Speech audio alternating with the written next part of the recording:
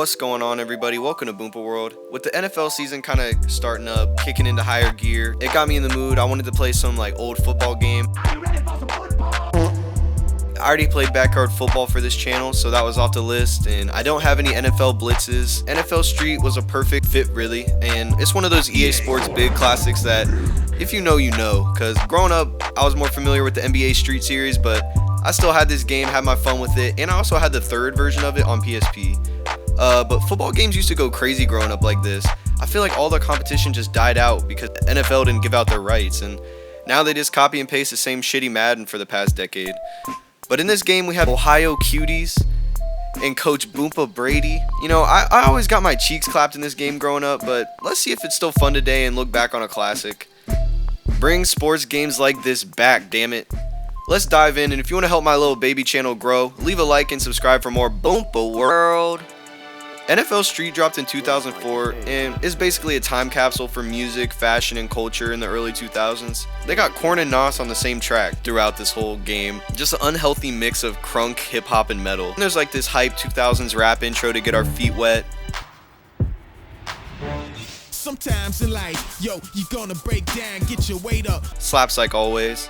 I swear, every game from this era feels like they specifically fit like a sick-ass intro into their budget. I literally talk about how great the intro is to like every sports game from this era.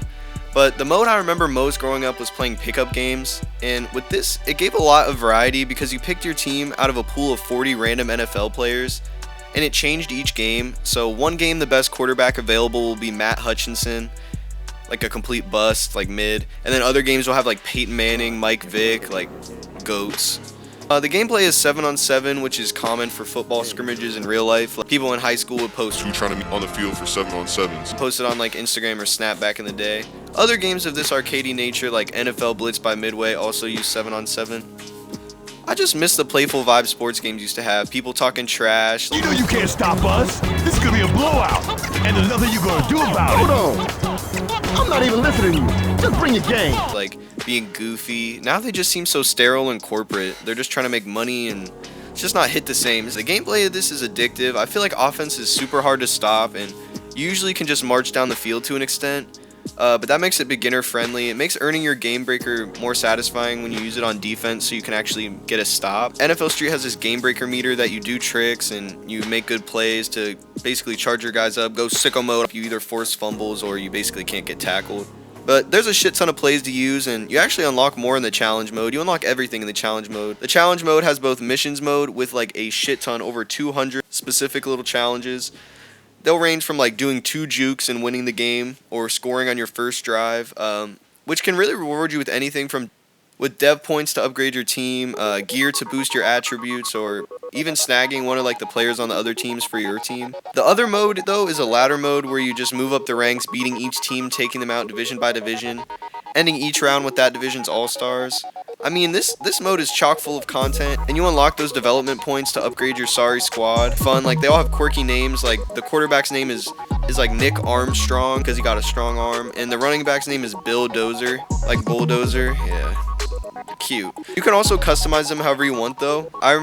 I remember my friend had a majority of like the dudes in our class in FIFA Street. I thought it was kind of weird, but still you could get creative with it. Upgrading your team with points after finishing missions and then using them in game, you can actually feel them growing. Yeah, overall this mode is just very satisfying to play. It was almost overfilled with content though, but the game's movement was so good. Like stiff arms, jukes, spin moves, all are here and they work so well. It's so fluid and like the graphics just hold up enough to where the ball and who you're controlling is super visible. But yeah, this challenge mode is just super massive. Over 200 little challenges along with beating the 32 teams plus 8 all-star teams. It felt like a hell of a grind that would be fun to visit multiple times, not just overdo and get burnt out on it for this video. I'd rather just play it for a little and just actually enjoy it. But yeah, you unlock legends, fields, teams, basically everything as you run through the challenge mode. And it's a huge serving of like meat and potatoes. Chunky soup like Dak Prescott like it. Although this game was still fun, had that 2000s vibes, but a lot more streamlined, less invested single player. This series kind of got worse as it got on. Like I remember NFL Street 3 being kind of bad, and then like shortly after that, EA Sports Big ended up closing up in 2008. And it left all these beloved franchises behind, like NFL Street, NBA Street, SSX. And in 2021, with reboots and remakes and HD re-releases, you gotta scratch your head and wonder why the big old corporate greedy ass EA over there isn't tapping into this nostalgia gold mine. Because I feel like people would want this. This would get the hella bread. And instead they just shit out the same games with these tired microtransactions, outdated gameplay. I mean, it definitely still keeps the lights on, definitely gets them enough money, but still, tough. Games like this still have a community and are still enjoyed today, and it sucks to see this genre kind of die out for the most part. I remember my friend having this NFL arcade game on Xbox growing up that was like kind of later than this, and it was supposed to be arcadey fun, and even that was total ass. I just feel like the NFL is fumbling a bag. Retry, make an arcadey football game, give your rights out. Damn. But I was recently at this bar arcade thing in my area, and they had this NFL Blitz like arcade cabinet, and me and my friend played like a couple of drives on it. I think Brett Favre was on the side. But yeah, man, it feels like something like this would be easy to make. Like, would not be too much of a risk either. You could even make it off the Madden engine. Just tweak some shit, make it goofy and fun. Make the jukes actually shake some people out their shoes and shit. I don't know, man. I just wish EA had some competition in the football game genre so they could get their creative juices flowing again. One more shout out to NFL Street because this game was really fun, and we need more games like this in the sports game genre. I'm a champion of these sports arcade games. They make people fall in love with sports. I would not be a big fan of basketball or baseball if it wasn't for like these old video games growing up. Mario Baseball. Bring these bitches back. But yo, thank you guys for watching. This is a less in-depth video. Usually I go through like the whole single player and talk about every little thing.